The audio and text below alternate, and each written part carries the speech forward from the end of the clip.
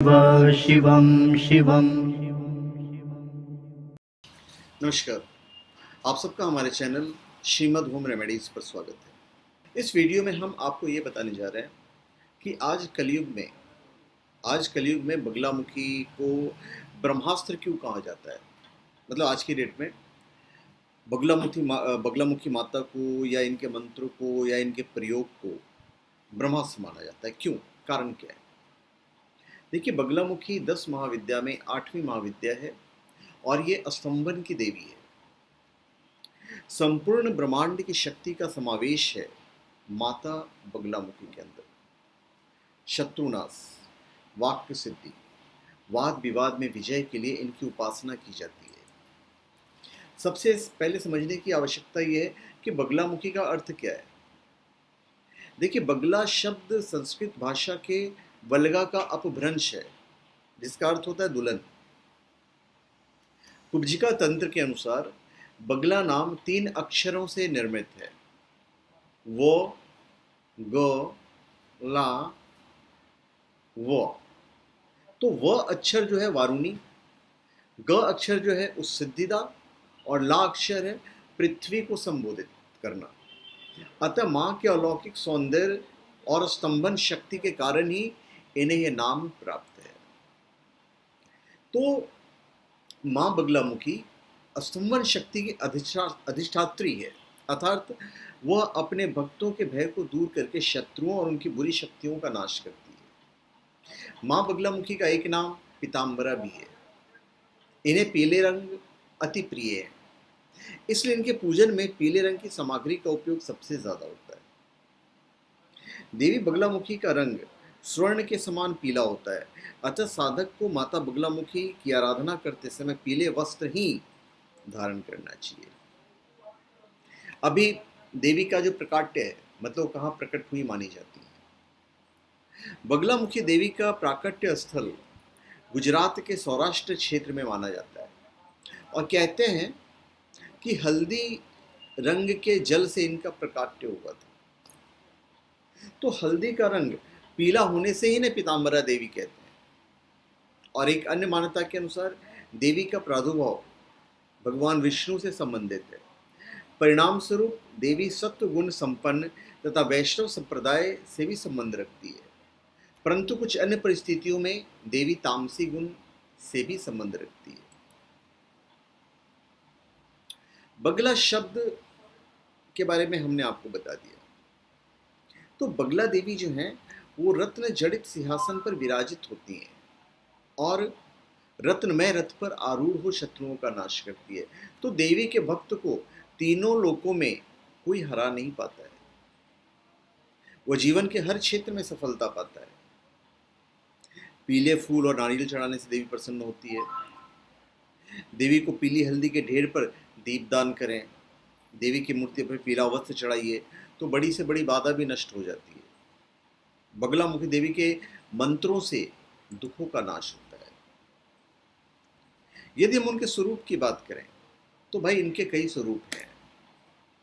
कहते हैं कि देवी बगलामुखी समुद्र के मध्य में स्थित मणिमय द्वीप में अमूल्य रत्नों से सुसज्जित सिंहासन पर विराजमान है। देवी त्रिनेत्रा है, मस्तक पर अर्धचंद्र धारण करती हैं, पीले शारीरिक वर्ण युक्त हैं। तो देवी ने पीला वस्त्र और पीले फूलों की माला धारण की हुई है। देवी के अन्य आभूषण भी पीले रंग के हैं और अमूल्य रत्नों से जड़ित है। देवी विशेषकर चंपा फूल, हल्दी की गांठ इत्यादि पीले रंग से संबंधित तत्वों की माला धारण करती है और देखने में मनोहर तथा मंद मुस्कान वाली है। एक युवती के जैसे शारीरिक गठन वाली देवी ने अपने बाएं हाथ से शत्रु या दैत्य के जिह्वा को पकड़कर खींच रखा है और दाएं हाथ से गदा उठाए हुए। प्राचीन तंत्र ग्रंथों में 10 महाविद्याओं का उल्लेख मिलता है और उनमें से ही एक है बगलामुखी। और माँ भगवती बगलामुखी का जो महत्व है वो समस्त देवियों में सबसे विशिष्ट है। और सिर्फ 3 शक्तिपीठ हैं। भारत में माँ बगलामुखी के 3 ही प्रमुख ऐतिहासिक मंदिर माने जाते हैं, जिन्हें सिद्धपीठ भी कहा जाता है। उनमें से एक है नलखेड़ा में माँ बगलामुखी मंदिर। भारत में माँ बगलामुखी के 3 ही प्रमुख माने गए हैं, जो एक दतिया में है मध्य प्रदेश में, एक कांगड़ा है हिमाचल में, और नलखेड़ा जिला साजपुर मध्य प्रदेश में। और तीनों का अपना अलग अलग महत्व है। सबसे बड़ी बात यह है कि तीनों का महत्व ही अलग है। आप पूछेंगे भाई कैसे महत्व अलग अलग है, तो मैं आपको बता देता हूँ। मध्य प्रदेश में 3 मुखों वाली त्रिशक्ति माता बगलामुखी का यह मंदिर साजापुर तहसील नलखेड़ा में लखुंद्र नदी के किनारे स्थित है। तो द्वापर युगीन यह मंदिर अत्यंत चमत्कारिक माना गया है। यहाँ देश भर से शैव और शाक्त मार्गी साधु संत तांत्रिक अनुष्ठान के लिए आते रहते हैं। और इस मंदिर में माता बगलामुखी के अतिरिक्त माँ लक्ष्मी, कृष्ण, हनुमान, भैरव तथा माता सरस्वती भी विराजमान है। तो एक ये मंदिर हो गया। अभी बगलामुखी माता मूलतः तंत्र की देवी है, इसलिए यहाँ पर तांत्रिक अनुष्ठानों का अत्यधिक महत्व है। इस मंदिर में बिल्व पत्र, चंपा, सफेद आंकड़ा, आंवला, नीम, पीपल के वृक्ष, ये सारी चीजें चढ़ाई जाती है। तो माँ बगलामुखी हमें युद्ध में भी विजय दिलाती है। जब पहले के जो राजा महाराजा युद्ध के लिए निकलते थे तो इनकी आराधना करते थे। इनकी साधना शत्रु भय से मुक्ति और वाक्य सिद्धि के लिए की जाती है। कहते हैं कि नलखेड़ा में कृष्ण और अर्जुन ने महाभारत के युद्ध के पूर्व माता बगलामुखी की पूजा अर्चना की थी। और महाभारत के युद्ध में श्री कृष्ण की प्रेरणा पर अर्जुन ने कई जगह जाकर शक्ति की साधना की थी। और उनकी साधना के वरदान स्वरूप शक्ति के विभिन्न रूपों ने पांडवों की मदद की। तो उनकी जो उपासना है अद्भुत है, बहुत फायदे देते हैं। वाक्य सिद्धि, वाद विवाद में विजय, शत्रुनाश, मतलब सब चीज़ में, शांति कर्म में, धन्य दान के लिए, पौष्टिक कर्म में, वाद विवाद विजय प्राप्त करने के लिए देवी के साधक भोग और मोक्ष दोनों ही प्राप्त कर लेते हैं। ये उनकी खासियत है। तो जब सारी चीज़ें आपको मिल रही है तो हम क्यों न कहें कि भाई ये ब्रह्मास्त्र है कलयुग के लिए। और इस महाविद्या की उपासना या साधना रात्रि काल करने में, या रात्रि काल को जो आप करते हैं तो इससे विशेष सिद्धि की प्राप्ति होती है। और इनके भैरव महाकाल हैं। माँ बगलामुखी स्तंभन शक्ति की अधिष्ठात्री इसीलिए कही जाती है। हाँ, कुछ सावधानियां जरूर रखनी पड़ती है, नियम सबको पालन करना पड़ता है। और यदि वो ब्राह्मण है, पंडित हैं, पंडित मतलब इन द सेंस ज्ञानी, हम ज्ञानी से बात कर रहे हैं, पंडित जाति की बात नहीं कर रहे हैं। क्योंकि आज के जो पंडित हैं ये तो चलो वो जाति से पंडित हैं, ये ज़रूरी नहीं है कि हर पंडित ज्ञानी हो।